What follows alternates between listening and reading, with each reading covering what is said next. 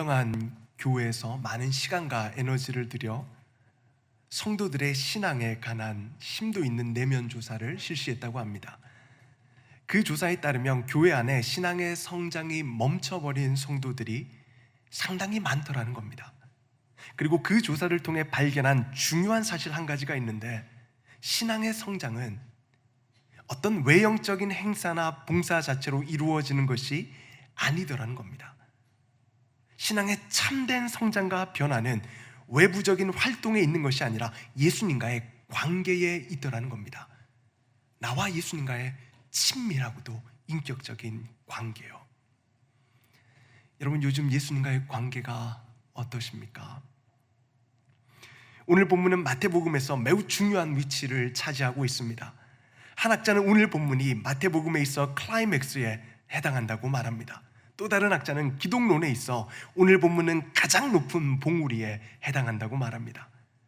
실제로 예수님은 오늘 사건을 분기점으로 하여 제자들에게 드러내서 자신의 십자가 사역을 말씀해 주십니다. 21절을 보십시오. 이때로부터 예수 그리스도께서 자기가 예루살렘에 올라가 장로들과 대제사장들과 서기관들에게 많은 고난을 받고 죽임을 당하고 제3일에 살아나야 할 것을 제자들에게 비로소 나타내시니, 오늘 본문은 예수님의 사역에 있어 분기점과 같은 지점입니다. 그런데 여러분, 그런 중요한 순간에 예수님이 사랑하는 제자들에게 무엇을 묻는 줄 아십니까? 겉으로 보여지는 사역이나 사람들의 주목을 끄는 일에 대해서 묻지 않으십니다. 예수님은 관계를 물으십니다. 너희는 나를 누구라 하느냐?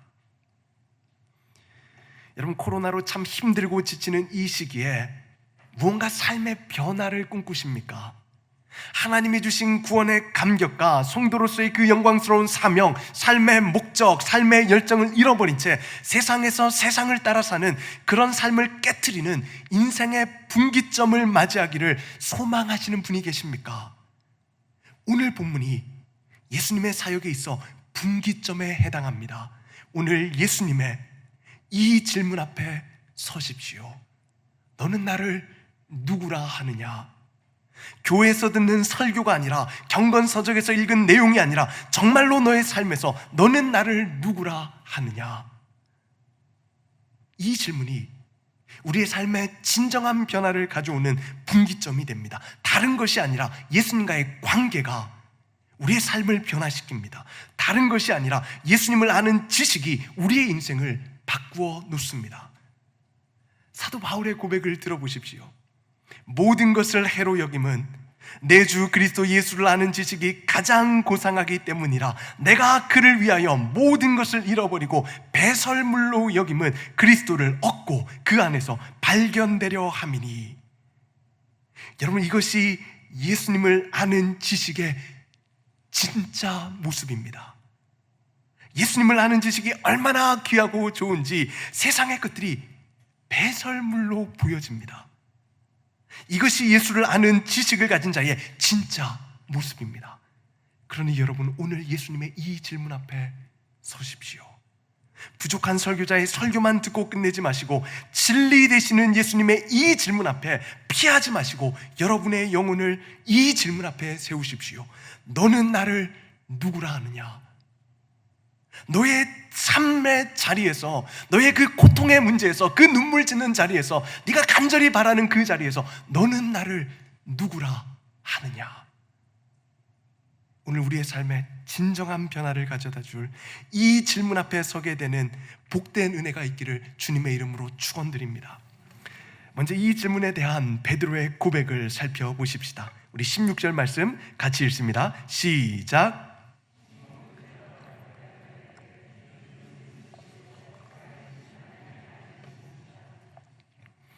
베드로는 두 단어로 예수님의 정체를 고백합니다. 예수님은 그리스도요, 살아계신 하나님의 아들이라는 겁니다. 예수님의 이 두 가지 정체성은 마태복음이 처음부터 강조하며 전면에 내세우고 있는 실체입니다. 마태복음 1장 1절로 가보십시다. 우리 자막을 한번 보여주시지요. 아브라함과 다윗의 자손 예수 그리스도의 계보라. 예수 그리스도의 계보입니다. 1장 16절입니다. 야곱은 마리아의 남편 요셉을 낳았으니 마리아에게서 그리스도라 칭하는 예수가 나시니라. 마태는 처음부터 예수님을 그리스도로 묘사합니다. 그리고 동시에 그를 하나님의 아들로 소개합니다. 2장 15절 말씀 보시지요. 헤롯이 죽기까지 거기 있었으니 이는 주께서 선지자를 통하여 말씀하신 바 애굽으로부터 내 아들을 불렀다 함을 이루려 하심이라. 3장 17절 말씀입니다. 하늘로부터 소리가 있어 말씀하시되 이는 내 사랑하는 아들이요. 그리스도와 하나님의 아들이라는 이 예수님의 정체는 마태복음을 꿰뚫는 예수님의 가장 중요한 아이덴티티가 됩니다. 마태는 의도적으로 복음서의 가장 중요한 자리인 십자가의 자리에서 베드로의 이 고백을 대제사장의 질문을 통해 등장시킵니다. 마태복음 26장 63절 말씀 같이 읽습니다. 시작.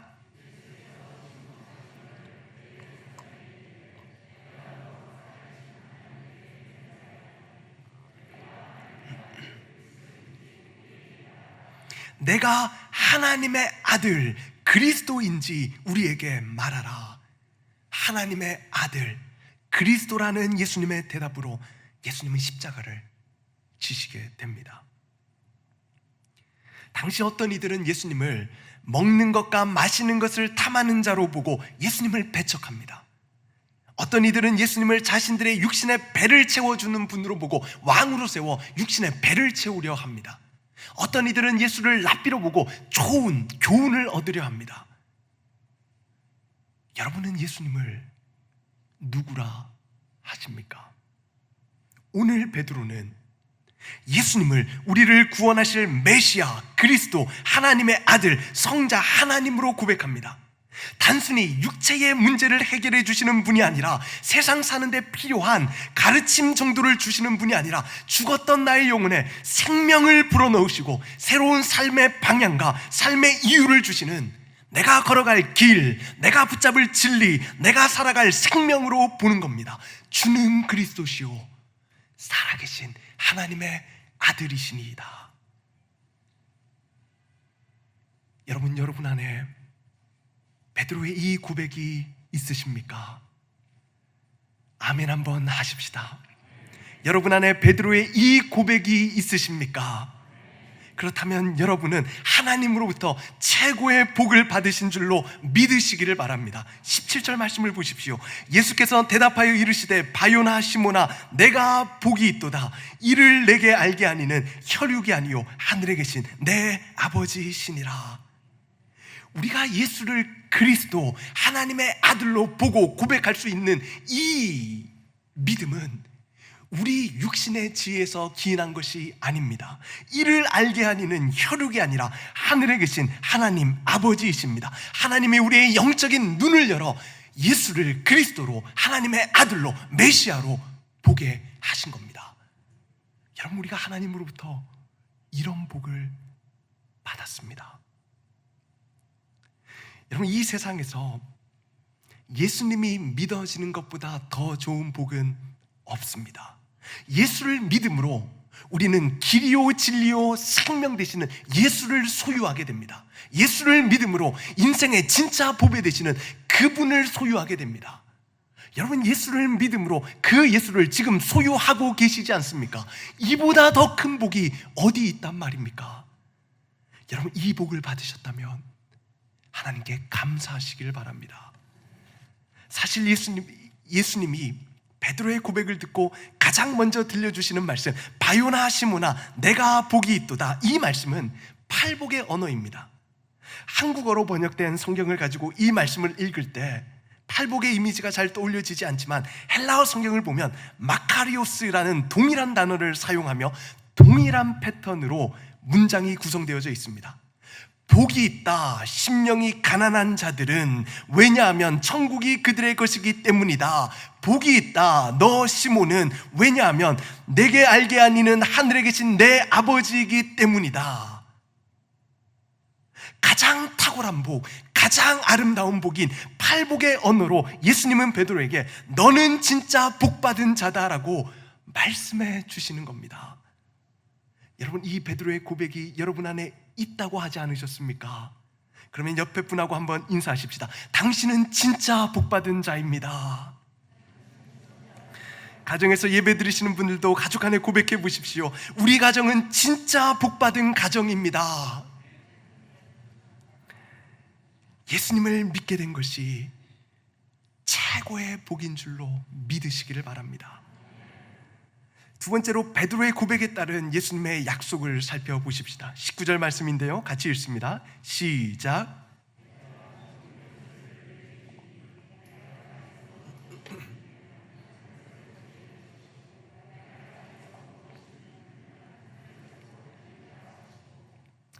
예수님이 베드로 개인에게 천국 열쇠를 주셨다기보다는 교회에게 주신 것으로 보는 것이 자연스러운 해석입니다.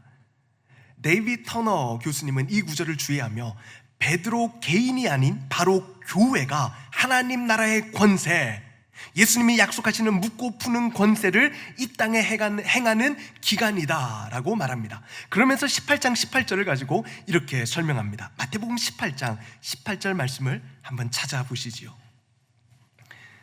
마태복음 18장 18절을 보면 예수님이 똑같은 권세를 말씀하시면서 베드로에게만 한정해서 말씀하지 않으시고 너희에게라는 복수를 사용하시면서 제자들에게, 사도들에게 이 권세를 말씀해 주십니다. 여러분, 에베소서 2장 20절을 보면 성도는, 교회는 사도들의 터 위에 세우심을 입은 자라고 말씀하시는데, 바로 이 사도들의 고백, 이 사도들의 가르침 위에 예수님이 내 교회를 세우시겠다고 말씀하십니다. 그리고 그 교회에게 묻고 푸는 권세인 천국 열쇠를 주시겠다는 겁니다. 양용희 교수님의 설명도 한번 들어보십시오. 여기서 교회는 구약의 이스라엘에 대응하는 참 이스라엘, 곧 예수의 제자들로 구성된 하나님 나라의 참 백성을 지칭한다고 볼 수 있다. 여러분, 그렇다면 우리도 여기에 속해져 있는 겁니다. 우리도 천국 열쇠를 받은 자들이라는 겁니다. 여러분, 천국은 누구 집입니까? 하나님 집입니다. 그런데 그 천국 문을 여는 열쇠를 하나님 나라의 참 백성인 교회에게 주시는 겁니다. 오늘날은 집 현관문을 여는 열쇠보다 비밀번호를 많이 사용합니다. 저희 집도 비밀번호를 사용하는데 이 비밀번호를 아는 자는 4명밖에 없습니다. 저와 제 아내와 2 딸들입니다.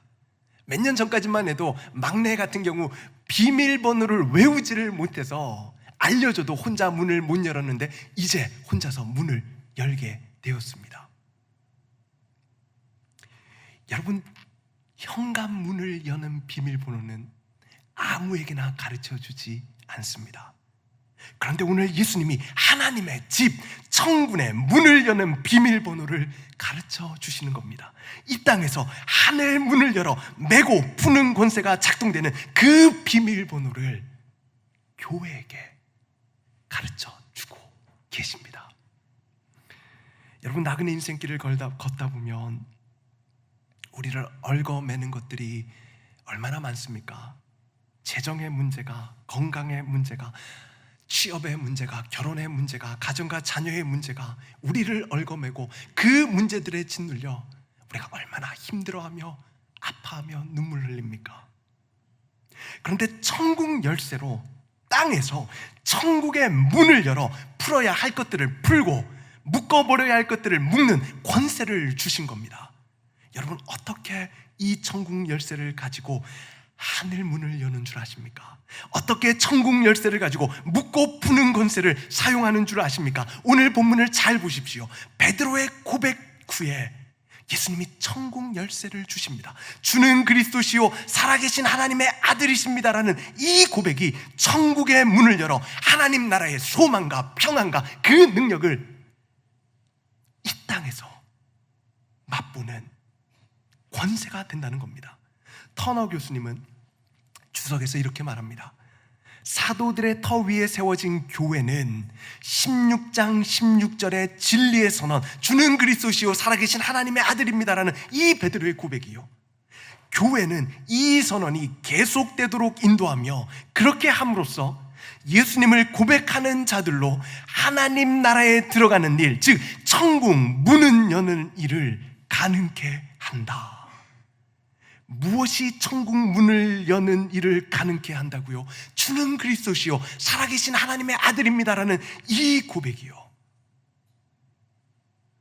여러분, 예수님이 우리로 눈물 짓게 하며 우리로 고통스럽게 만드는 그 모든 문제들, 심지어 죽음의 문제까지도 해결하실 진정한 구원자 그리스도가 되심을 심령 깊은 곳에서부터 깨달아지는 그 자리에서 하늘의 문이 열려 천국의 소망과 위로가 작동됩니다. 삶의 고난과 고통 앞에서 눈물 짓다가도 끊어지지 않는 사랑으로 나를 붙잡고 계시는 예수님이 전능하신 하나님의 아들이신 것이 정말로 믿어지는 그 자리에서, 깨달아지는 그 자리에서 하늘 문이 열려 하늘의 소망과 하늘의 위로와 하늘의 능력이 우리의 심령 가운데 작동되는 것을 우리는 압니다. 성경에서 하나님은 길을 내시는 분이십니다. 홍해에서 길을 내십니다. 광야에서 길을 내십니다. 사자굴에서 길을 내십니다. 감옥에서 길을 내십니다. 그렇게 길을 내시는 분이 나의 구원자가 되신다는 것이 그 문제의 자리에서, 그 고통의 자리에서 정말로 깨달아지고 그 고백이 터져 나오는 주는 그리스도시요 살아계신 하나님의 아들입니다라는 그 고백이 우리를 짓누르는, 우리를 두렵게 만드는, 우리를 얽매이는 그 문제를 실제적으로 묻고 푸는 권세가 된다는 겁니다. 미국에서 목회하셨던 노진준 목사님의 설교에서 들은 간증입니다. 목사님은 태어나서 생후 8개월부터 소아마비에 걸려 다리를 저는 장애를 가지게 되었습니다. 고등학교 때 예수님을 영접하고 목사가 되겠다고 헌신한 후로 하루도 빠지지 않고 드렸던 기도가 있습니다. 주님, 저의 다리를 고쳐주옵소서. 제가 목사 되겠습니다. 목사가 되어 하나님 말씀 선포하며 살겠사오니 제 다리를 고쳐주옵소서. 하루도 빠지지 않고 4년간 이 기도를 드렸다고 합니다. 대학교 2학년 때 미국에서 한 신유 집회에 참석했는데 미국 목사님 5명이서 한 명 한 명 간절히 기도를 해주시는데 자신을 놓고 땀을 뻘뻘 흘려가며 기도해 주시는 목사님께 참 감사한 마음이 들더랍니다. 그런데 기도가 끝나고 설교를 듣는데 마음에서 분노가 치솟기 시작하더라는 겁니다. 설교의 내용은 단순했습니다. 믿음으로 기도하면 무슨 병이나 다 낫는다는 겁니다. 그 말에 그렇게 화가 나더라는 겁니다. 믿음으로 기도하면 무슨 병이나 다 낫는다고? 내가 4년간 믿음으로 기도했는데 정욕으로 구한 것도 아니고 복음을 위해 하나님의 종으로 살기 위해 고쳐달라고 그렇게 간절히 기도했는데 믿음으로 구하면 무슨 병이든 다 고쳐주신다고? 도대체 무슨 믿음을 말하는 거지? 치밀어 오르는 분노 가운데 설교가 끝나고 그 미국 목사님을 찾아가 따졌다고 합니다. 목사님, 믿음으로 기도하면 무슨 병이든 다 낫습니까? 그럼 믿음으로 기도하면 무슨 병이든 다 낫지. 목사님 마음에 바울이 생각나더랍니다. 바울만큼 믿음이 좋은 자가 누가 있겠습니까? 그가 육체의 가시를 가지고 3번이나 기도했는데 하나님이 안 고쳐주시지 않았습니까? 그 이야기를 하려고 하는데 마침 미국 목사님이 바울 이야기를 꺼내더랍니다. 이보게, 바울에게 육체의 가시와 같은 심각한 질병이 있지 않았나? 바울이 믿음으로 기도했을 때 그 병이 어떻게 되었었나? 낫지 않았습니다. 3번이나 기도했는데 낫지 않았습니다. 그때 미국 목사님이 이렇게 대답하더랍니다. 아니야, 나았어. 바울은 기도하면서 하나님의 뜻을 깨닫게 되었지. 바울아, 네가 받은 계시가 너무 커서 그것으로 교만해지지 않기 위해 너의 육체에 가시를 주었단다. 나의 은혜가 너에게 족하단다. 나의 능력이 약한 데서 온전하여진단다. 이복의 젊은이, 사도 바울이 그 음성을 듣고 그걸 가지고 또 기도했겠는가? 아니요, 하지 않았습니다. 그러면 그 병은 나은 거야. 바울에게 그 병은 더 이상 병이 아니라 하나님이 주신 은혜의 수단이 된 거야. 노진준 목사님은 그날의 경험의 간증을 이렇게 마무리합니다. 저도 그날 제 병이 나았습니다. 저도 그날 제 병이 나았습니다. 여전히 절뚝거리며 다리를 저시지만, 여전히 마음대로 뛸 수 없어 불편하지만, 목사님은 그날 자신의 병이 나았다고 고백합니다. 그리스도가 되시고 하나님의 아들이 되시는 예수님의 마음이, 예수님의 뜻이 깨달아지는 자리에서 우리를 묶고 있던 것들이 풀려지는 권능이 이와 같이 나타난다는 겁니다. 여러분, 예수님을 그리스도로,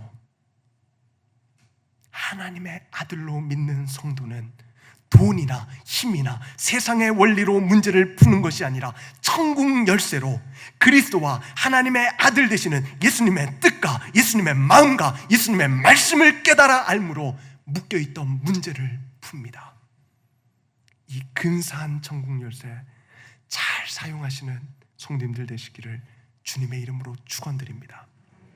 마지막 세 번째로, 예수님이 어디에서 이 질문을 하고 계십니까? 13절 같이 읽습니다. 시작.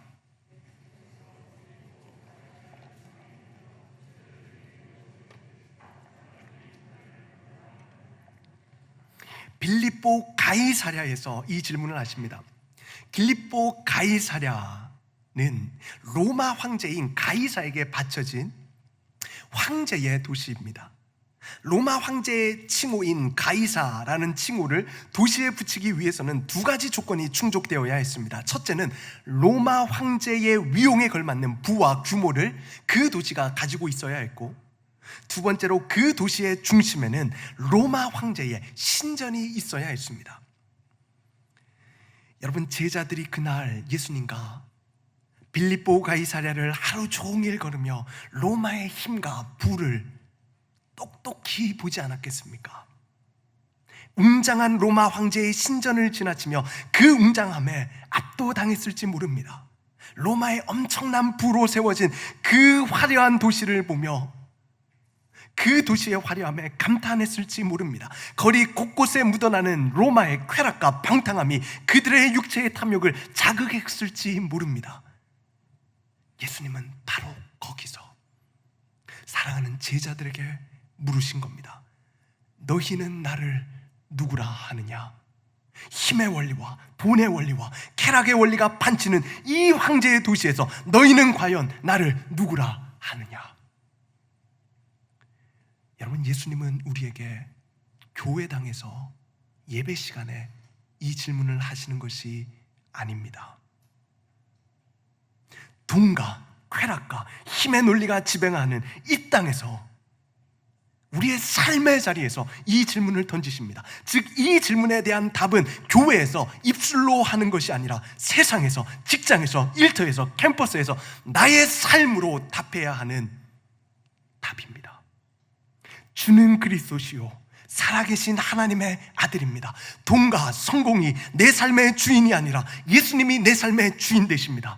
비록 황제의 도시에 두 발을 디디고 살지만 돈과 쾌락과 성공의 원리가 아닌 주님의 말씀의 원리로 살아갑니다. 주는 그리스도시요 살아계신 하나님의 아들입니다. 말씀을 마칩니다. 사랑하는 여러분, 오늘 예수님의 이 질문 앞에 서십시오. 너는 나를 누구라 하느냐? 너는 나를 누구라 하느냐? 그리고 고백하십시오. 주는 그리스도시요 살아계신 하나님의 아들입니다. 주는 그리스도시요 살아계신 하나님의 아들입니다. 이 고백이 내 영혼 깊은 곳에서 깨달아지며 경험되어지며 터져나올 때 그 자리에서 하나님 나라의 문이 열려 천국의 소망과 위로와 능력이 이 땅의 문제를 풀고 묶는 건세로 작동됩니다. 그리고 그 하늘의 은혜를 가지고 황제의 도시에서 삶으로 이 고백을 살아내는 겁니다. 천국 열쇠를 가지고 이런 근사한 성도의 삶 살아가시는 모든 성도님들 되시기를 주님의 이름으로 축원드립니다. 기도하시겠습니다.